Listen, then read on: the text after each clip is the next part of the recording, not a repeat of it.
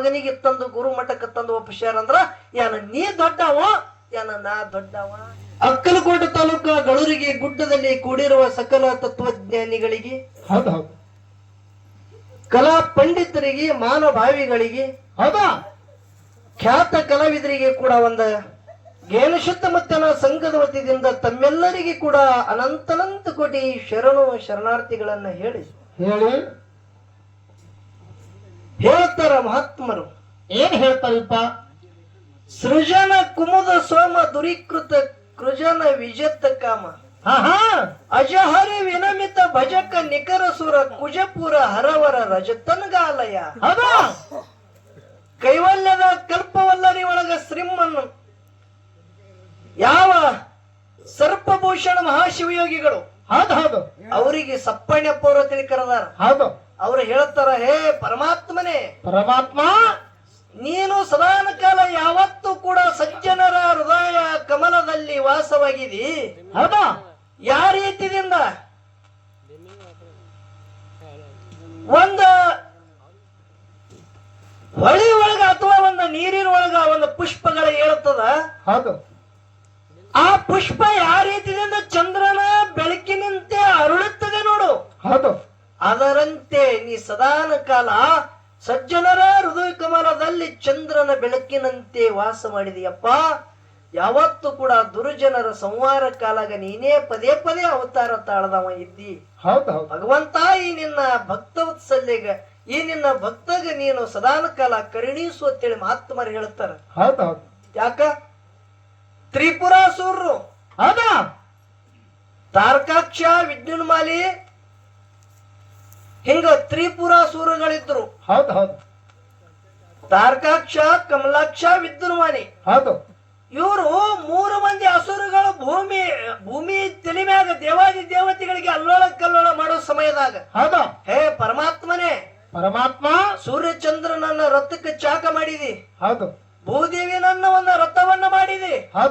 ಅಷ್ಟೇ ಅಲ್ಲ, ಒಂದು ವಾಸುಕಿ ಸರ್ಪವನ್ನ ಹಗ್ಗ ಮಾಡಿದಿ, 4 ವೇದಗಳನ್ನ ಕುದುರೆಗಳನ್ನ ಮಾಡಿ, ಆ ವಿಷ್ಣು ಪರಮಾತ್ಮನನ್ನ ಧನುಷ್ಯಗಳನ್ನ ಮಾಡಿ ಆ ಕೈಯಾಗ ಆಯುಧ ಮಾಡಿಕೊಂಡು ನೀನು ಆ ತ್ರಿಪುರಾಸುರನನ್ನ ಒಂದು ಜೈಶಾಲಿನಾಗಕ್ಕೆ ಅವನ ಜೊತೆ ಯುದ್ಧ, ಆ 3 ಮಂದಿ ಅಸುರಗಳನ್ನ ಯುದ್ಧ ಮಾಡಿ ಜೈಶಾಲಿನಾಗಿದ್ದಿ. ಅವರನ್ನ ಮೆಟ್ಟಿ ತುಳಿದಂತವ ನೀ ಇದ್ದೆ. ಭಗವಂತ ಈ ಭಕ್ತನನ್ನ ಸಮಾಧಾನ ಕಾಲ ಕಾಪಾಡುವಂತೇಳಿ ಮಹಾತ್ಮರು ಹೇಳ್ತಾರ.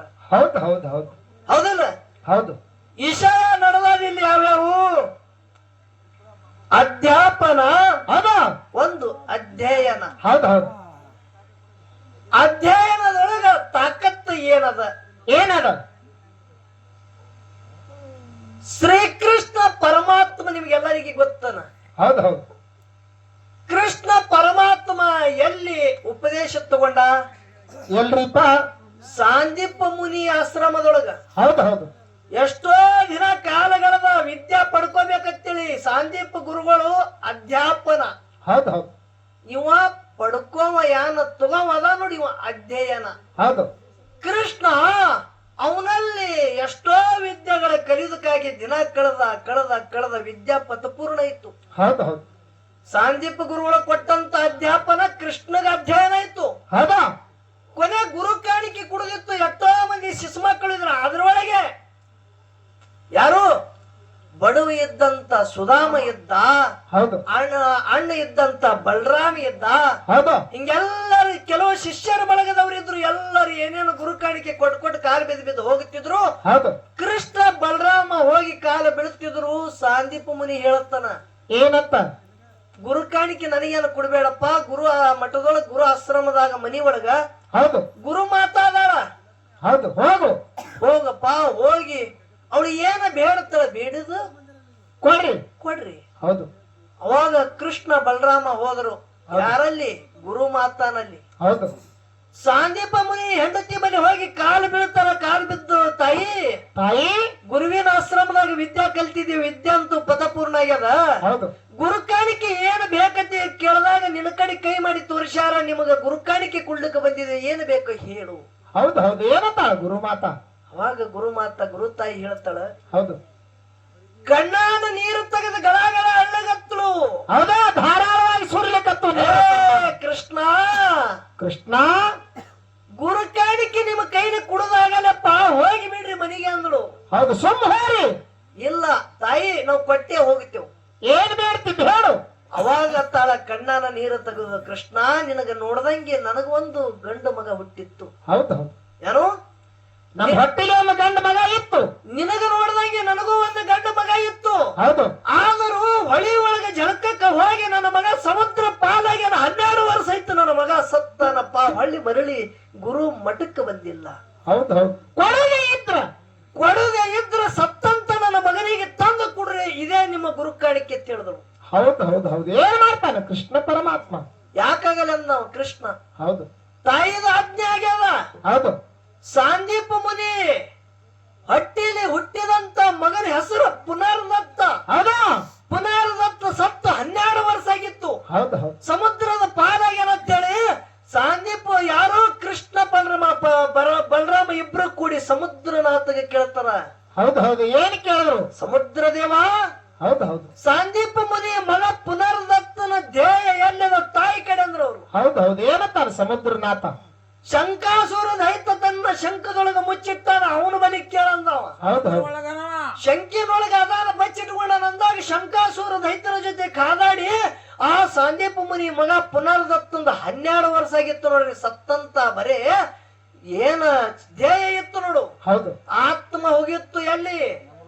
ಯಮಲೋಕಕ್ಕ. ಹೌದು. ಬರೇ ಧ್ಯೇಯ ಇತ್ತು. ಸಮುದ್ರದ ಅಂದಿಗೆ ತಂದು ಉಸ್ಕಿನ ಮ್ಯಾಗ ಒಗದ್ರು. ಹೌದು. ಯಮಲೋಕಕ್ಕೆ ಹೋದ್ರು. ಗಂಟಿ ತಾನೇ ಬಿಡ್ಲಿಗತ್ತು. ಯಮಲೋಕದಾಗ ನಡಗಲಕತ್ತು ಯಮಲೋಕ. ದ್ವಾರ ಬಾಗಿಲ ಅಳಿಗ್ಯಾಡ್ಲಿಗತ್ತು.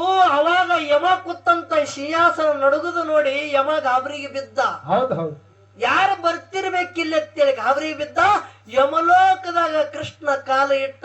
ಯಮದೇವ ಓಡಿ ಬಂದು ಕೃಷ್ಣಗ ಕಾಲ ಹಿಡಿತಾನೆ. ಯಪ್ಪ ಪರಮಾತ್ಮ, ಪರಮಾತ್ಮ ಬರೇ ಆಜ್ಞೆ ಮಾಡಿದ್ರೆ ನಾನೇ ನಿನ್ನ ತನ ಬರ್ತೀನ, ನೀನ್ ನನ್ನ ತನ ಬರುವಂತ ಕಾರಣ ಏನದ ಹೇಳಪ್ಪ.